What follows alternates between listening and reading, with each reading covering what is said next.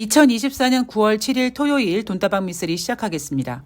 자, 오늘 돈다방 미쓰리는 9월 6일 금요일 뉴욕 증시 마감 현황을 전해드릴 건데요. 원래는 금요일 뉴욕 증시 마감 현황을 전해드리면서 지난주 월요일부터 쭉 한번 시장을 돌아보는 시간을 늘 해왔는데 아마 제가 오늘 그 이야기를 해드린다면 여러분들은 안 들리실 거예요. 지금 여러분들은 오직 미쓰리 나 지금 너무 공포스럽고 너무 두려워. 그러니까 미쓰리 네가 앞으로 주식시장이 어떻게 될 건지에 대한 이야기를 좀 빨리 해줘. 아마 그거를 요구하고 계실 거라고 생각을 합니다. 그래서 시황에 대한 이야기를 좀 중점적으로 해볼까 하는데요. 올해 7월 11일 코스피가 2896포인트를 찍습니다.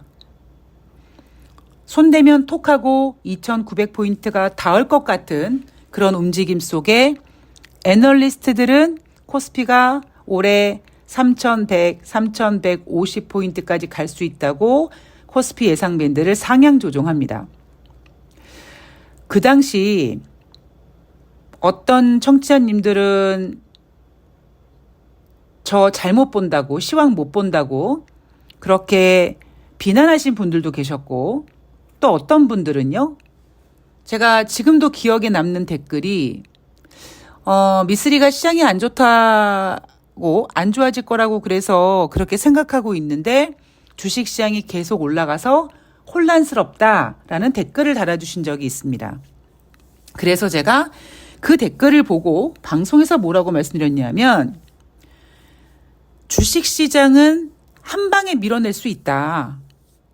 그리고 제가 2900포인트가 눈앞에 있는 그 상황에서도 그렇게 당당하게 저는 여전히 하방을 열어놓고 있습니다라고 말씀드릴 수 있었던 거는 시장의 질을 본다고 말씀드렸잖아요.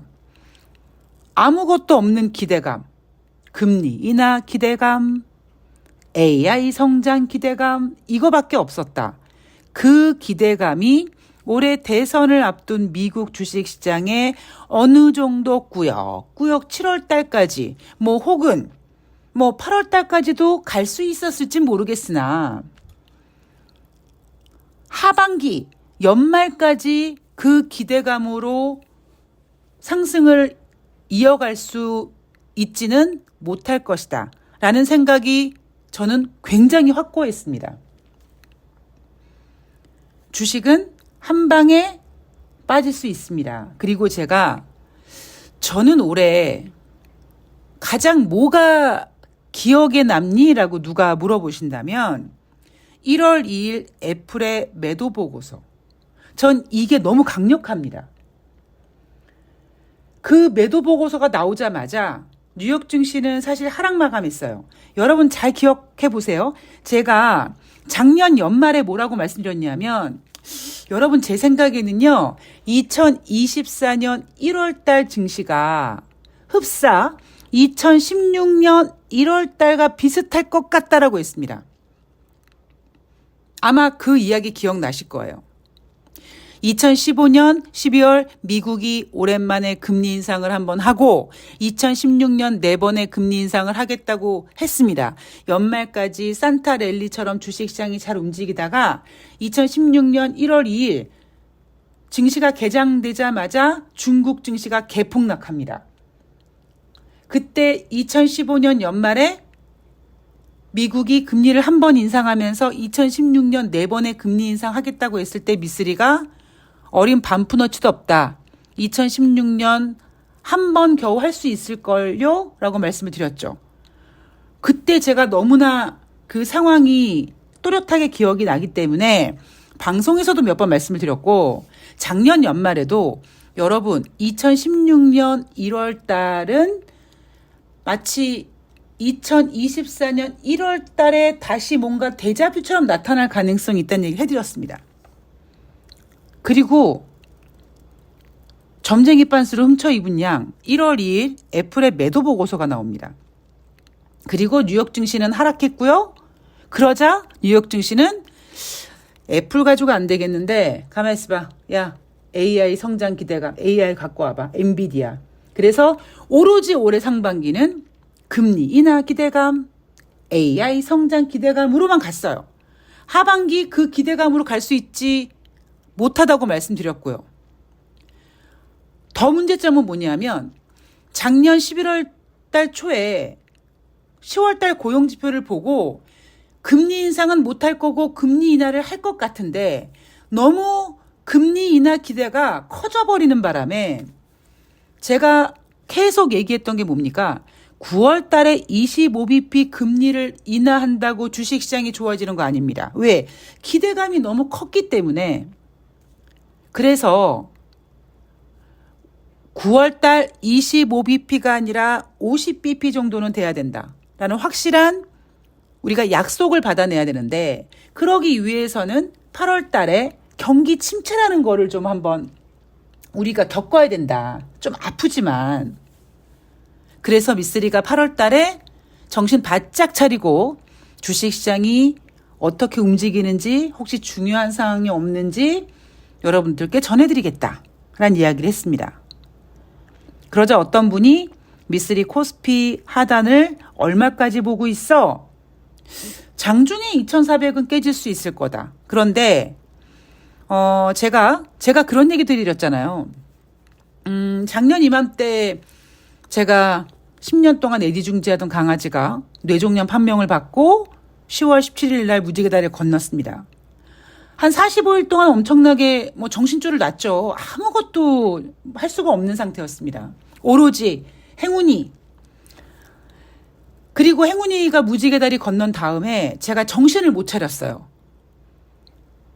연말, 올해 상반기 진짜 이렇게 일이 손에 잡히질 않았습니다. 그러니까 어느 정도였냐면 아마 이 이야기를 들으시는 분은 아유, 야, 네 마음은 알겠는데 강아지 죽었다고 이렇게 정신 못 차리고 그러냐라고 하실 수 있으실 수도 있어요. 근데 저는 가족이 아무도 없단 말이에요.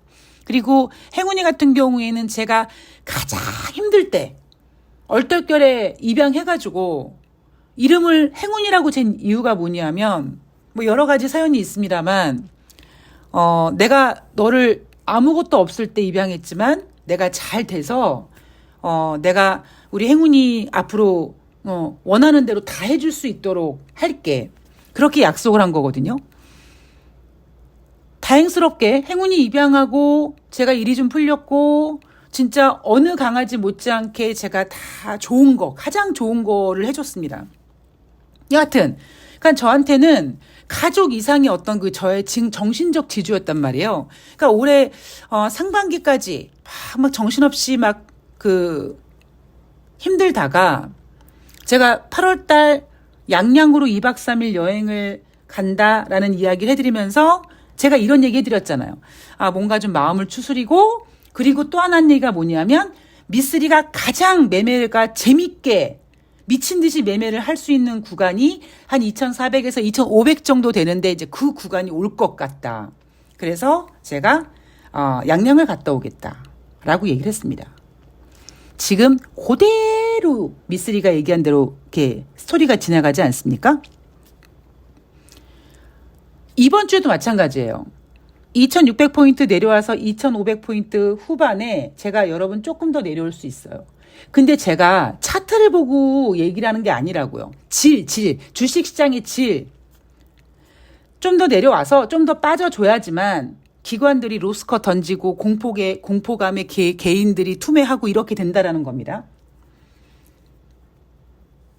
문제는 시장이 올라가면 더 갈 것처럼 느껴지고 빠지면 더 빠질 것처럼 느껴진다는 게 문제거든요.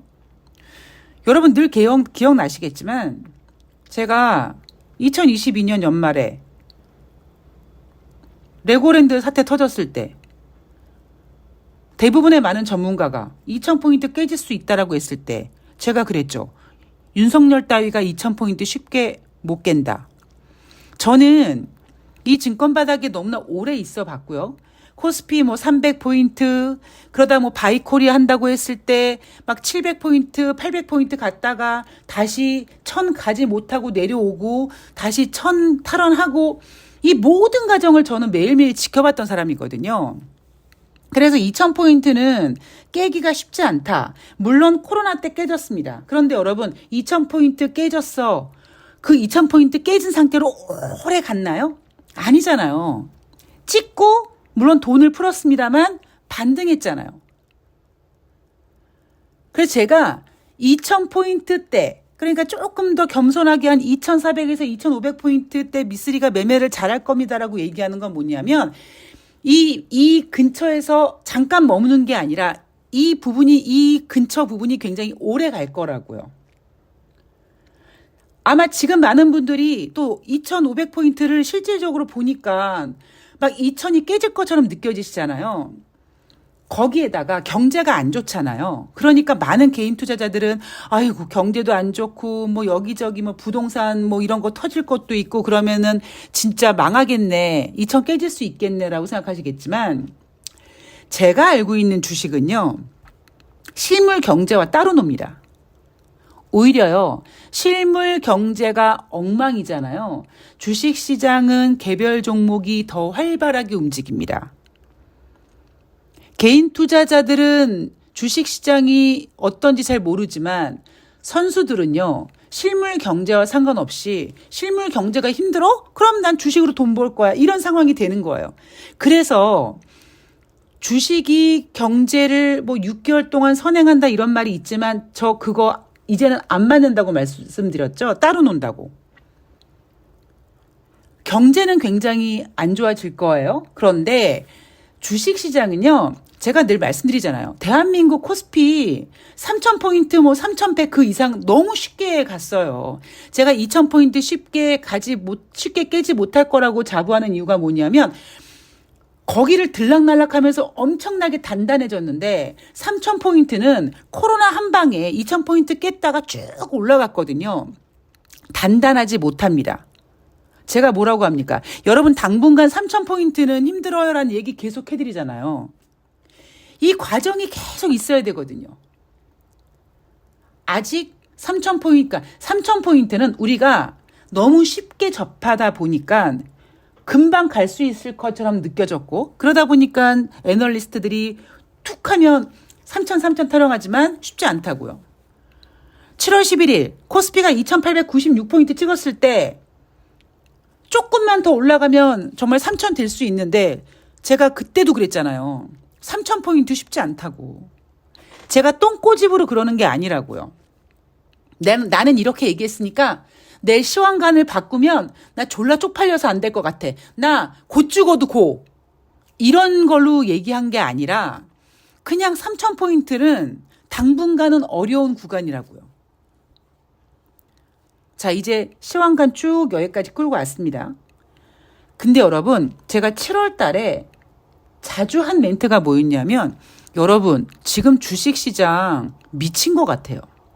투자자들이 다 정신줄을 놓은 것 같아요. 제가 이런 멘트를 종종 했습니다. 왜냐하면요. 제가 그때 투자자들이 미친 것 같다라고 얘기하면서 거기에 대한 근거로 어떤 얘기를 해드렸냐면 그 당시 주식시장이 계속 올라갔잖아요. 경제지표가 부진하게 나옵니다. 뭐 다른 경제지표는 이미 많이 부진했고 미국이 그동안 경제가 좋다고 고집했던 고용지표를 보면 고용지표가 부진하게 나와요. 그런데 주식시장은 올라갑니다. 왜 올라갑니까? 고용이 부진하니까 이제 연준이 금리를 인하하겠구나. 와! 정신줄 놓은 거라니까요. 원래 어떻게 되는 게 맞습니까? 어머, 고용이 안 좋아? 미국 경기 둔화되는 거 아니야? 경기 침체되는 거 아니야? 어쩌지? 하면서 주식이 빠지는 게 맞는 거예요. 그러니까 9월 6일 금요일 뉴욕 증시는요. 이제 드디어 사람들이 제정신을 차리고 있는 겁니다. 다우지수 1.01% 하락, S&P 500이 1.73% 하락, 나스닥이 2.55% 하락했어요. 이유가 뭡니까? 부진한 고용지표 때문에 하락했다고 합니다. 이게 정상인 거예요. 그러니까 뭐가 먼저냐를 본다면 고용지표가 부진해? 어쩌지? 고용지표가 부진하다는 얘기는 경제가 안 좋다는 얘기인데 어쩌지? 그럼 경제가 안 좋으면 금리를 인하해야겠네? 이게 맞는 건데 7월 달만 하더라도 고용지표가 부진한데 주식시장이 올라요. 왜? 와, 금리 인하할 거라고. 경기 둔화 우려를 먼저 해야 되는데 경기 둔화 우려는 집어치우고 금리 인하 기대에만 몰입을 합니다. 그래서 주식시장이 미쳤다고 말씀을 드렸죠. 여러분 9월 6일 금요일 뉴욕 증시 하락이 공포스러우십니까? 왜요? 너무나 당연한 거고요. 이래야 된다고 제가 몇 번을 말씀드렸죠. 지금 나오는 경기 침체는 뭘 위해서다? 9월 달에 25 안 돼. 50bp 이거 하라고요. 8월 초에 경기 침체 우려가 튀어나왔는데 미국은 주간 신규 실업수당 청구 건수 끄집어내서 아니야 경기 침체 아니야 라고 하는 바람에 9월달 50bp 금리 인하 가능성이 쭉 뒤로 밀렸다고요. 이러면 죽도 밥도 아무것도 안 되고 개판 5분 전 되는 거거든요. 그러니까 좀 우리가 힘들더라도 제가 늘 그러잖아요. 우리가 좀 경기 침체라는 단어 들으면 발작하긴 하지만 어쩔 수 없이 9월 달에 50bp 금리 인하를 끄집어내기 위해서는 경기 침체 우려가 주식시장에 쭉 이렇게 약간 좀 이슈가 돼야 된다. 지금 이슈는 이제 다다음 주에 예정되어 있는 9월 달 FOMC 회의에서 빼도 박도 못하게 50bp 금리 인하 확정을 원하는 상황이 벌어지는 거예요. 9월 6일 금요일 뉴욕 증시는요. 공포스러워하는 게 아니라 이제 드디어 주식시장이 좀 정신 차렸구나. 그동안 미쳤잖아요. 어떻게 경제지표가 부진한데 주식시장이 올라갑니까? 하지도 않을 금리 인하 기대에 미쳐가지고. 그리고 여기에는요. 또 하나의 함정이 있습니다. 그게 뭐냐면 8월달 비농업자 고용자 지수가 전월 대비 14만 2천 명 증가했다고 해요. 이게 진짜 여러분 안 좋은 건가요? 왜요? 7월 달에는 11만 4천 명밖에 증가되지 않았습니다. 그런데 시장이 무슨 짓을 하냐면 예상치를 16만 명까지 올려놔요. 아니 ADP 민간 고용지표가 10만 명이 안 됐습니다.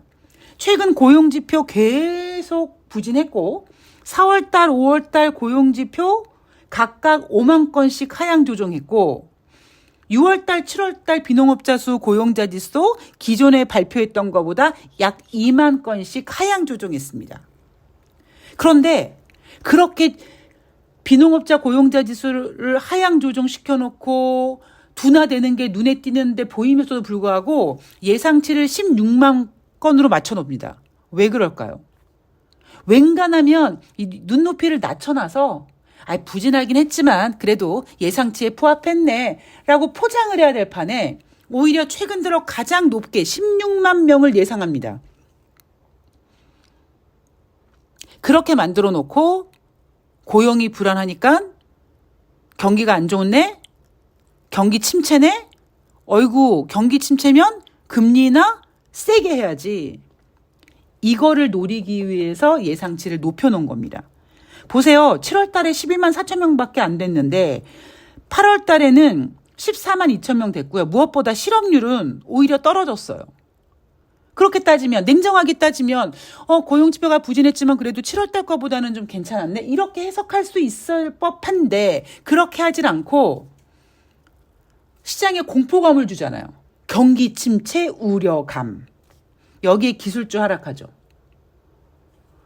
여러분 제가 요즘에 가장 안 잊고 하는 게 뭔지 아십니까? 제가 예전에 8월 달인가요? 8월 달 그때 막 비웃었어요.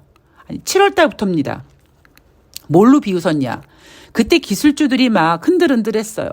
처음엔 차익 실현이라고 했습니다. 두 번째 뭐라고 했습니까? 순환매라고 했습니다. 그게 제가 개코 뜯어먹는 소리라고 했죠. 허공에 삽질하는 소리라고 했습니다. 등신들 같은 소리 한다고 했습니까?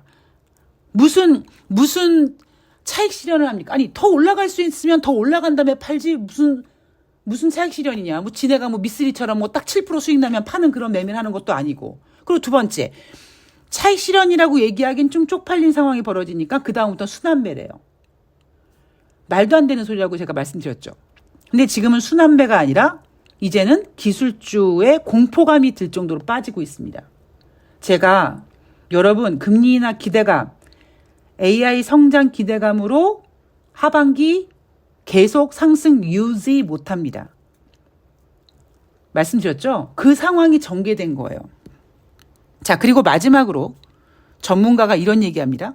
경제의 나쁜 소식이 시장의 나쁜 소식인지 아니면 나쁜 소식이 금리 인하로 시장에 좋은 소식인지 사이에 시장이 흔들리는 모습을 보였다. 이게 무슨 소리인지 모르겠죠. 근데 제가 아까 해드린 얘기예요.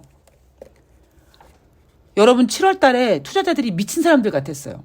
아니 경기 지표가 부진하게 나왔는데 쪼개면서 좋아해요. 금리 날 거야. 미친 거죠. 고용 지표가 안 좋았으니까 어머 경기 둔화되는 거 아니야? 경기 침체 아니야? 주식시장이 하락해야 되는 게 맞는 건데 너무 금리 인하에 꽂혀가지고 금리 인하에 목숨 건 투자자들이 부진한 고용 지표를 보고 좋아라 하면서 주식이 올라갑니다. 여러분 9월 6일 금요일 뉴욕 증시는요. 공포감에 떨 증시가 아니라 그냥 너무나 자연스러운 제가 정청래 의원님의 그 순리라는 단어를 종종 썼잖아요. 당연히 우리가 받아들여야 될 때고요. 이제 FOMC 회의가 2주 남았죠. 다음 주부터 50bp 금리 인하 가능성이 확 커질 겁니다. 그러면서 뉴욕 증시도 어느 정도 안정을 찾을 거예요. 그러나 상승은 아닙니다, 여러분. 왜냐하면 죄송하지만 9월 달에 50bp 금리 인하를 하잖아요. 근데 제가 어제 방송에서 말씀드렸죠. 제롬 파월 연준 의장이 제대로 대응하지 못해서 50bp 금리 인하 가능성이 커지면 뉴욕 증시가 또 어느 정도 안정은 찾겠지만 추세가 위로 올릴 수 있는 추세는 아니에요. 금리가 인하됐는데 왜 안 올라가? 라고 하실지 모르겠습니다만 금리 인하 대응을 너무 늦게 하는 바람에 시장이 경제가 많이 훼손돼서 그래요. 제가 주식시장 이야기를 해드리면서 가끔 국제유가 얘기를 해드리는데 국제유가는 주식시장보다 훨씬 순수한 녀석이다라는 이야기를 종종 해드립니다. 제가 최근에 8월 13일 방송에서 오펙의 월간 보고서 얘기를 해드렸어요. 오펙이 예상한 올해 전 세계 원유 수요량 전월 대비 14만 배럴 감소했다. 그리고 내년 수요량도 기존에 발표했던 것보다 전월 대비 20만 배럴 감소시켰다고 합니다. 이유는 왜? 중국 경제 때문에 라고 말씀드리면서 여러분 지금 국제유가도 이렇게 감산이 진행되고 있음에도 불구하고 수요가 줄어들 거라고 생각하고 있고 그러다 보니까 지금 국제유가도 빠지고 있죠. 지금 지정학적 리스크가 해결됐습니까? 아니잖아요. 그리고 제가 국제유가 최근에 요즘 얘기 잘 안 하죠. 왜? 저는 어차피 경기 침체를 알고 있었기 때문에 국제유가가 올라갈 수 있겠습니까? 8월 13일 날 이 얘기 해드렸어요. 국제유가 이렇게 수요 감소한다. 이게 무슨 의미겠느냐. 국제유가 시장은 경기 둔화를 인정하고 있지만 뉴욕 증시는 인정하지 못했었던 거죠.